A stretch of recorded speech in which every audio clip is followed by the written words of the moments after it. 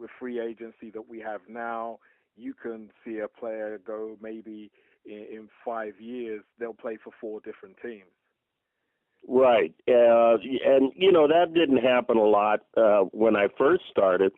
When I first started, Anthony, we were in the old AFL, in the American Football League.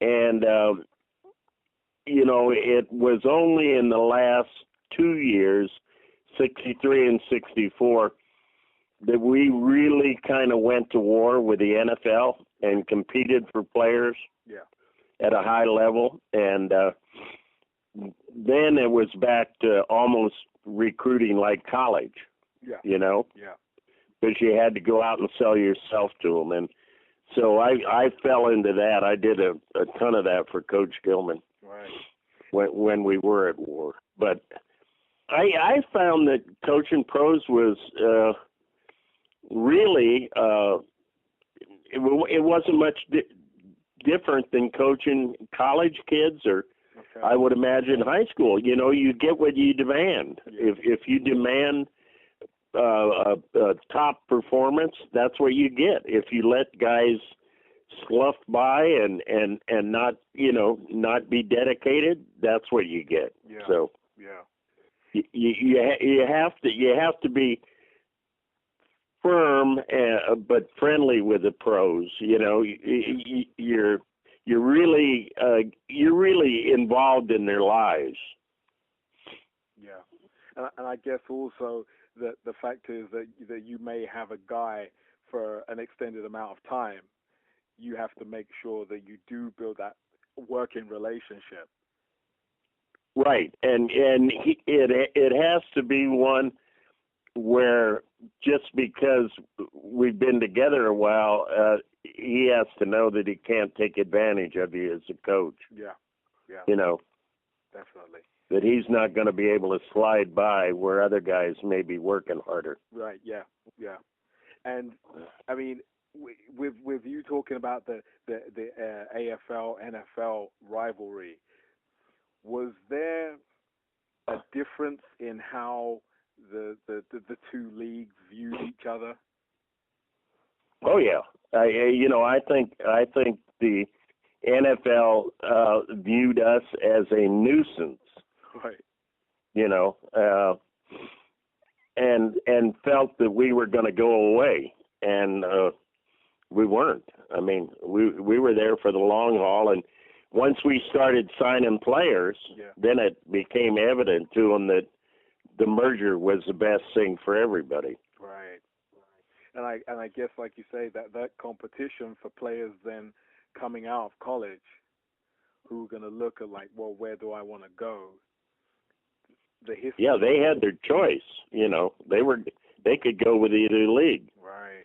And once it became evident that we were going to be around and had a television contract and all that stuff that you have to have in order to function and be successful, we started getting players. And not only that, we started getting players from the NFL that were free agents. Right, okay. And I would assume that things like, well, players wishing to stay maybe on the West Coast, they had more of a choice, and I'll stay over here. I'm closer to my family, and decisions like that would come into it. Well, let me tell you, the deciding thing is always money. People can buy coats and stuff. All those things are nice, and you talk about them and try to get them. But if the money's not there, they're going to be gone. So you have to be competitive. You have to be competitive first in the money, and then second in the things like you're talking about. Then they become important. Right. Okay. And the players that would come across from the NFL, would they say there was a difference between the AFL and NFL? Yeah. The AFL, what the AFL did was incorporate a lot of the things that were happening in college. Okay. You know, it was a more high scoring league. Right. A lot of passing, receivers. 48 to 50 games, things like that. So it was an exciting league to be involved in. I'll tell you, because there were some good players in it. Yeah, I mean, name a few that really stood out. Well, I mean, the best one I coached during that time was Lance Allworth. Right. I mean, I in all my years of being in the NFL, I've never seen a wide receiver that could do the things that Lance did. Right. I mean, he was just superhuman in what he could do, and I think that and then the league started signing players like Buck Buchanan and Ernie Ladd and players from